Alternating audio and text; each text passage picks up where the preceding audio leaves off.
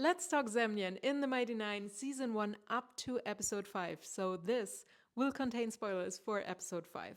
In interviews, the cast of Critical Role actually mentioned that they're curious how the dubbed German version is actually dealing with the Zemnian. This is not what we're talking about in this video, but to give you a quick reply, it is kind of sounding like German, but it's fantasy. It is not High German. And I know Liam keeps bringing up High German, like the Hochdeutsch. The High German you're referring to is the standard High German, which you would hear on TV, or if someone does an interview on radio, stuff like that. Or, for example, if someone does a voiceover for a show. That's normally High German. It's a very standard, basic German. So there are a couple of rules where you can pinpoint directly where someone is from, like in English, but also you can tell if someone is not a native speaker. Let me give you one example, which will make sense in the context of the MightyNein. So king in German is König.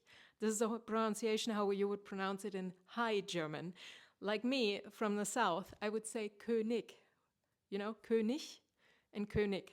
And you know, when an American tries to pronounce the h, you can tell because it turns into a k. Like machen sounds in English machen, which also, and this is the part where the High German comes in, you can split Germany into a Low German and a High German, which is different from the Standard German, okay?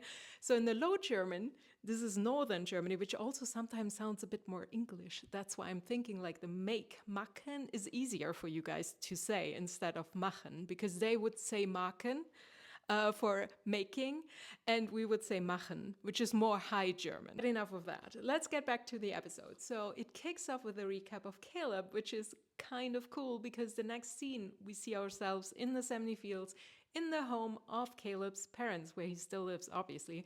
He was supposed to take over the farm at some point, and then, yeah, well, Trent happened. Anyway, in that moment, he comes down, goes for breakfast. His mom is talking to him. He goes outside, fixes a fence with his dad and a farmhand, and then Trent arrives. Stuff like that. The important part is they did hire a couple of German-speaking actors and a couple of non-German-speaking actors. And I was looking into them because when we were watching it for the first time, I was like, hey, the mom sounds German. So I looked her up, and she's actually a German-American actress comedian. And that's cool. Then the farmhand doesn't sound German, but the words are correct and everything. It's just the way this, you know, when you form sentences and you say it, you can say it correctly, grammatically correctly and stuff like that. But the way you say things, the melody, the flow, it's just like, it's not like a native speaker would say it. So I'm like, the farmhand definitely is not German. And then the confusing part about the dad, I'm like, he doesn't sound German. But then there's a flow and way of saying things where I'm like, this could be German. I looked it up, he's Danish. And he actually plays in a German like TV show and he does something. So maybe he does speak German, but originally he's from Denmark. But now, let's move on to the strongest Zemnian speaker, because that is Mark Strong. He is freaking amazing as Trent. But also, his heritage, his mom is Austrian and the dad is Italian. If Vicky isn't lying, this is it. Also, I've seen a couple of interviews with him. They couldn't have picked better. Trent is freaking amazing. And it's like this, but at the same time, dude, so good. There was literally only one word I was like, okay, you pronounce it a tiny bit different, but that's okay. The rest was perfect. If I remember correctly, it was Zulassungsstelle and he said it a bit different in the middle, but that's fine. Ignore me. Also, this was the first time I actually understood the reference because Brenn is referring to brennen, which is burning in German. Depending on who's saying it, it actually sounds like the brenn and not brenn. You know what I mean? So the brennen is closer to the German, and I finally understood where it's coming from. They're just German sounds that are hard to pronounce when you're American because it does not exist in English. And our languages are so close sometimes, like book. You could pronounce book, but in German it's pronounced Buch. So because the ch is so hard to pronounce, it often sounds like book. It's the same like machen, machen.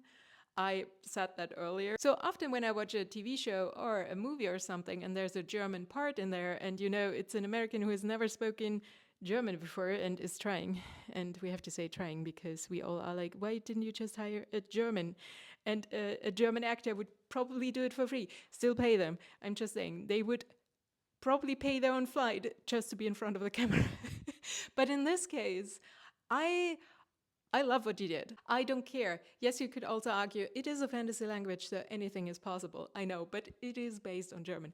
But a lot of the actors actually were like, hey, let me just take a German lesson, or let me learn this accent or something like that. And I'm like, wow, okay, that is commitment. Like I said, it is not bad. And it is like, it's just little things where you can tell they're not native, but that's totally cool. People have accents. I have an accent. But I haven't talked about my favorite subject yet, which is the Vollstrecker. And in German, that would be Vollstrecker, actually. So it's a little bit of a mix. Anyway, so Astrid is actually voiced by a Ukrainian actress who learned some German for this role. And Ed Wolf is actually voiced by Red Child, who was performing in Hamilton in Berlin. And Liam kind of got to see that. And he was like, can we cast him?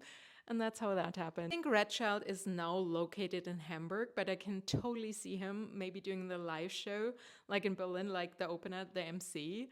I'm not sure if he would do that, but I feel like they have a connection to him now. Or maybe Caleb's mom, because she is a comedian, would work too. I was wondering who would MC the live show in Germany, so those two definitely good candidates. Future Sarah here, or Mark Strong, because I think he lives in London, and London, Berlin, what's that, like less than an hour flight? Imagine Trent actually opening in Berlin, and it's a Caleb story.